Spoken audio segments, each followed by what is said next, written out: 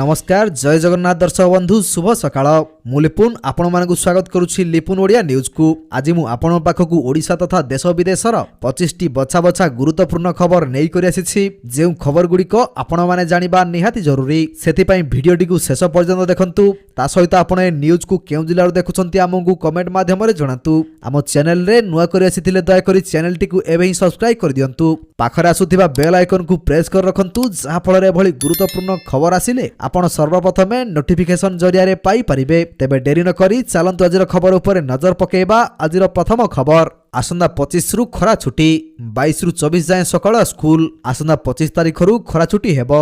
ग्रीष्म प्रभाव को दृष्टि रखी राज्य सरकार पक्षरु एही निष्पत्ति निया जायछि। या सहित 22 रु 24 जाए सकाळ स्कूल करिबा को मध्य निष्पत्ति निया जायछि। सकाळ 6:30 रु 10:30 जाए स्कूल ले पाठ पढा हेबो। खबर अनुसार प्रचंड ग्रीष्म प्रभाव को दृष्टि रखी आसंदा एप्रिल 25 अर्थात गुरुवार ठू ग्रीष्म छुट्टी पई सरकार मध्य निष्पत्ति नैछंती। तो दर्शक बंधु चलंतु नजर पकेबा परवर्ती खबर उपरे। तातीरु आश्वस्ति देव कि काल बैशाखी वर्षा सारा राज्य में असह्य ग्रीष्म लहरी। रविवार राज्यर सबुठु उत्तप्त सहर पालटी थिला बौद्ध एवं बारिपदा। 30 टी सहर रे तापमात्रा 40 डिग्री उपरे थिला। तेबे आजि पई केन्दुझर, मयूरभंज एवं अनुगुल जिला को हिट वेव नै ऑरेंज वार्निंग जारी करा जायछि। सेहिपरि बालेश्वर, जाजपुर, ढेंकानाल, बौद्ध, कंधमाल, कटक, केन्द्रापड़ा एवं जगतसिंहपुर रो गोटिए रु 2टी स्थान रे ग्रीष्म लहरी नै येलो वार्निंग जारी करिछि पाणीपाग विभाग। तेबे आदि सामान्य आश्वस्ति देई पारे काल बैशाखी। आजिठु दक्षिण ओडिशा समेत विभिन्न स्थान रे काल बैशाखी वर्षा होई पारे। तो दर्शक बंधु चलंतु नजर पकेबा परवर्ती खबर उपरे। विश्व स्वास्थ्य संगठन रो चेतावनी, गाई मानक ठारू व्यापी पारे एही बड़ महामारी। एक्सपर्ट को मतरे प्रत्येक जिनिस को देखि चाहि खाइबा जरूरी। गोटे रिपोर्ट अनुसार H5N1 फ्लू सारा विश्व रे महामारी व्यापीबार कारण होई जिवो। विश्व स्वास्थ्य संगठन रो सूचना अनुसार H5N1 फ्लू जीवजंतु निकटरू मनुष्य निकट को आसी थाए। विशेष भाव में एही फ्लू द्वारा ग्रासित जीवजंतु दुग्ध अधिक क्षतिकारक होई थाए। किंतु वर्तमान सुधा मध्य जणा पड़ी नाही जे एही भाइरस दुग्ध रे केते समय पर्यंत रही थाए। निकट रे अमेरिका रे किछि गाई H5N1 फ्लू द्वारा पीड़ित होइथिले एवं उक्त गाई को सेवा करुथिया जणे व्यक्ति मध्य H5N1 फ्लू रे आक्रांत होई जाइथिले। तो दर्शक बंधु चलंतु नजर पकेबा परवर्ती खबर उपरे। ओडिसा रे पनीपरिबा, डाली, अंडा मसला सब महंगा। गत 6 मास धरी महंगा खाउटी सामग्री रे ओडिसा 1 नंबर। केंद्र परिसंख्यान और कार्यक्रम रूपायन मंत्रालय सर्वे रिपोर्ट रु यह जना पड़ी। एही सर्वे पई देशर प्राय 2000 रु अधिक शहर, बाजार और गाँव तथ्य संग्रह करा जायथिला। जेउथिरु जना पड़िथिला अधिकांश खाउटी सामग्री दर ओडिसा रे खूब अधिक। आ एहार मुख्य कारण हेउछि ओडिसा प्रत्येक जिनिस पई अन्य राज्य उपरे निर्भर करूछि। तो दर्शक बंधु चलंतु नजर पकेबा परवर्ती खबर उपरे।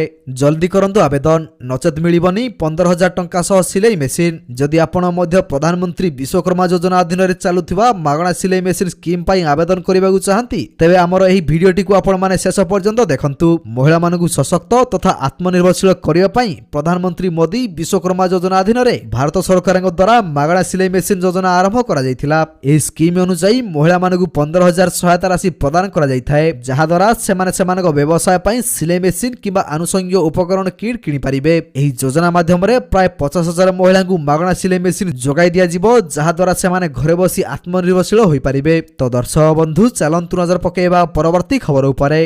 MDH और एवरेस्ट मसला रे मिलिला कैंसर सृष्टि करुथिबा इथिलिन ऑक्साइड। एही देश गुड़िकरे जारी हेला चेतावनी।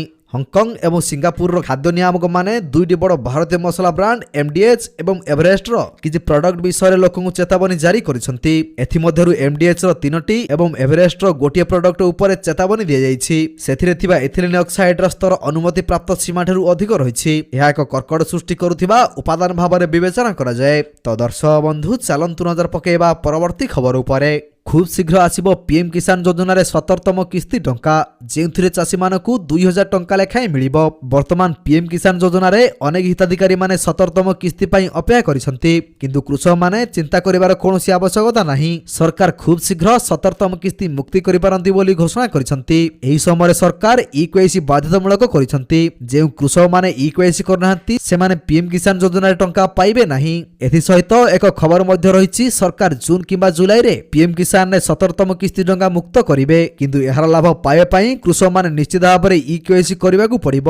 ତେବେ ଏ ପର୍ଯ୍ୟନ୍ତ 17ତମ କିସ୍ତି ରିଲିଜ ସମ୍ପର୍କରେ କେନ୍ଦ୍ର ସରକାର କୌଣସି ସରକାରୀ ଘୋଷଣା କରିନାହାନ୍ତି। ତେବେ ଦର୍ଶକ ବନ୍ଧୁ ଆପଣମାନେ ପିଏମ୍ କିଷାନ ଯୋଜନାରେ ଇକେୱାଇସି କଲେଣି କି ନାହିଁ ଆମକୁ କମେଣ୍ଟ ମାଧ୍ୟମରେ ନିଶ୍ଚିତ ଭାବରେ ଜଣାନ୍ତୁ। ତ ଦର୍ଶକ ବନ୍ଧୁ ଚାଲନ୍ତୁ ନଜର ପକାଇବା ପରବର୍ତ୍ତୀ ଖବର ଉପରେ। କେରଳରେ ବ୍ୟାପିଲା ବାର୍ଡ ଫ୍ଲୁ ଆତଙ୍କ, 8 ଦିନରେ 3500 ପକ୍ଷୀ ମୃତ। କେରଳ ଆଲପୁଝା ଜିଲ୍ଲାରେ 2ଟି ସ୍ଥାନରେ ବାର୍ଡ ଫ୍ଲୁ ବ୍ୟାପିଥିବା ନେଇ ରିପୋର୍ଟ ମିଳିଛି। ଆଲପୁଝା ଜିଲ୍ଲା ଏଡିଥବା ଗ୍ରାମ ପଞ୍ଚାୟତର 1 ନମ୍ବର ୱାର୍ଡ, ଚେରୁଥନା ଗ୍ରାମ ପଞ୍ଚାୟତର 3 ନମ୍ବର ୱାର୍ଡରେ ବତଙ୍କ ନିକଟରେ ଏହି ଭାଇରସ ମିଳିଥିବା କୁହାଯାଉଛି। ଏଡିଥବାରେ ଏପ୍ରିଲ 12ରୁ ଅଦ୍ୟାବଧି 3000 ପକ୍ଷୀ ମରିଥିବା ବେଳେ ଚେରୁଥନାରେ 250 ପକ୍ଷୀ ମରିଛନ୍ତି।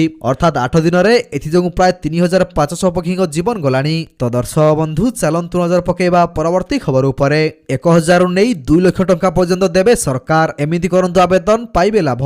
ଯଦି ଆପଣଙ୍କର ଆବେଦନ ଇ ଶ୍ରମ କାର୍ଡ ଯୋଜନାରେ ହୋଇନାହିଁ, ସରକାରଙ୍କ ବମ୍ପର ସୁବିଧା ସହିତ ସେମାନେ 2 ଲକ୍ଷ ଟଙ୍କା ଦୁର୍ଘଟଣା ବୀମା ସୁବିଧାରୁ ବଞ୍ଚିତ ହୋଇପାରନ୍ତି। ଭାରତର ଅସଂଗଠିତ କ୍ଷେତ୍ରରେ କାର୍ଯ୍ୟ କରୁଥିବା ଲୋକଙ୍କୁ କଠିନ ଅସୁବିଧାର ସମ୍ମୁଖୀନ ହେବାକୁ ପଡ଼ିଥିଲା। ଏହାକୁ ଦୃଷ୍ଟିରେ ରଖି ସରକାର ଅସଂଗଠିତ କ୍ଷେତ୍ରରେ କାର୍ଯ୍ୟ କରୁଛନ୍ତି। ଲକ୍ଷ ଲକ୍ଷ ଲୋକଙ୍କ ପାଇଁ ଏକ ଅତ୍ୟନ୍ତ ଲାଭଦାୟକ ଯୋଜନା ଆରମ୍ଭ ହୋଇଥିଲା, ଯାହାର ନାମ ଇ ଶ୍ରମ କାର୍ଡ ସ୍କିମ୍। ଯଦି ଆପଣଙ୍କର ଆବେଦନ ଇ ଶ୍ରମ କାର୍ଡ ଯୋଜନାରେ ହୋଇନାହିଁ, ତେବେ ଆପଣମାନେ ସରକାରଙ୍କର ଏହି ବମ୍ପର ସୁବିଧାର ଲାଭ ପାଇବେ ନାହିଁ ଏବଂ ଆପଣମାନେ ମଧ୍ୟ 2 ଲକ୍ଷ ଟଙ୍କା ଦୁର୍ଘଟଣା ବୀମା ସୁବିଧାରୁ ବଞ୍ଚିତ ହୋଇପାରନ୍ତି। ତେବେ ଯଦି ଆପଣଙ୍କ ପାଖରେ ଇ ଶ୍ରମ କାର୍ଡ ଅଛି, ତେବେ ଆପଣମାନେ ମଧ୍ୟ ଏହି ସୁବିଧାର ଲାଭ ପାଇପାରିବେ, ଯେଉଁଥିରେ ଆପଣମାନଙ୍କୁ 1000 ଟଙ୍କା ପ୍ରତ୍ୟେକ ମାସରେ ମିଳିବ ଏବଂ 2 ଲକ୍ଷ ଟଙ୍କା ପର୍ଯ୍ୟନ୍ତ ଦୁର୍ଘଟଣା ବୀମା ମିଳିବ। ତେବେ ଦର୍ଶକ ବନ୍ଧୁ ଆପଣଙ୍କ ପାଖରେ ଇ ଶ୍ରମ କାର୍ଡ ଅଛି କି ନାହିଁ ଆମକୁ କମେଣ୍ଟ ମାଧ୍ୟମରେ ଜଣାନ୍ତୁ ଏବଂ ଆପଣଙ୍କୁ 1000 ଟଙ୍କା ମିଳିଲାଣି କି ନାହିଁ ତାହା ମଧ୍ୟ ଜଣାନ୍ତୁ। ତ ଦର୍ଶକ ବନ୍ଧୁ ଚାଲନ୍ତୁ ନଜର ପକାଇବା ପରବର୍ତ୍ତୀ ଖବର ଉପରେ। ରାଜ୍ୟରେ ଆଉ ଏକ ଅଂଶୁଘାତ ମୃତ୍ୟୁ। କଟକରେ 21 ବର୍ଷୀୟ ଛାତ୍ରୀ ଭୁବନେଶ୍ୱରୀ ଦାସଙ୍କ ମୃତ୍ୟୁ।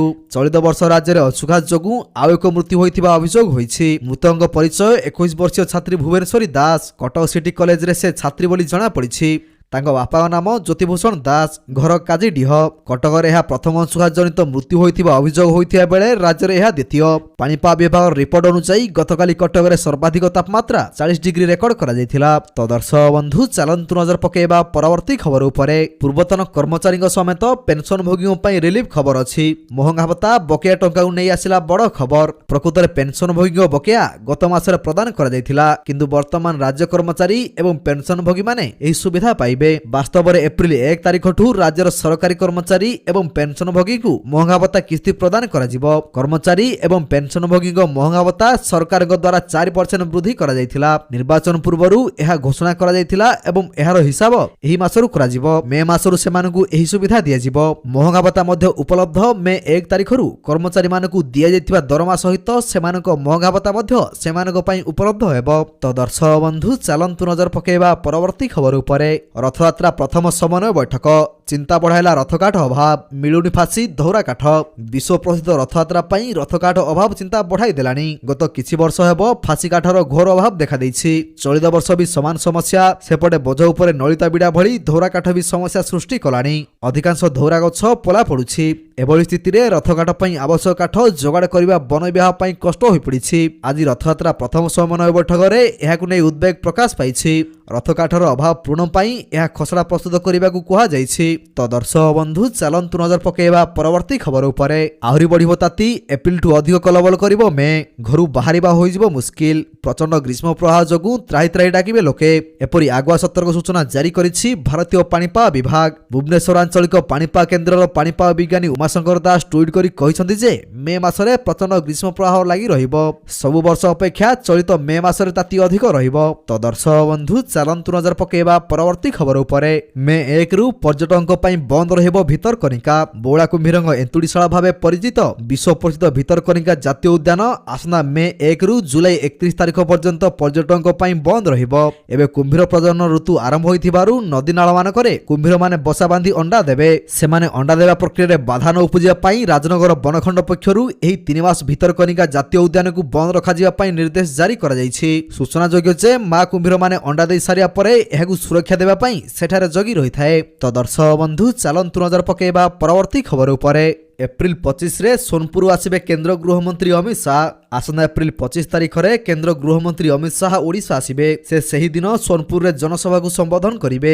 एने आज सूचना दैछंती बीजेपी रो उपसभापति गोलोक महापात्र। सोनपुर फेरी अमित शाह भुवनेश्वर रे रात्रि यापन करिवे। से एठारे बीजेपी रो पदाधिकारी सह निर्वाचन रणनीति नहीं आलोचना करिवा सह विजय मंत्र देबे। मुख्यमंत्री नवीन पट्टनायक कंटाबांजीरु विधानसभा निर्वाचन लढुथिबारु अमित शाह भी पश्चिम ओडिशार निर्वाचन बिगुल बजाए बोली कुहा जाउछि। तो दर्शक बंधु चलंतु नजर पकेबा परवर्ती खबर उपरे। रेलवाई रे स्पोर्ट्स कोटा ग्रुप डी रे पूर्ण हेबो अनेक पदवी। 10 पिला सुजोग नेबे। रेलवाई रे चाकरी करिबा नै अपेक्षा करथिबा युवकन पई एही सुविधा। युवकन पई एही खबर।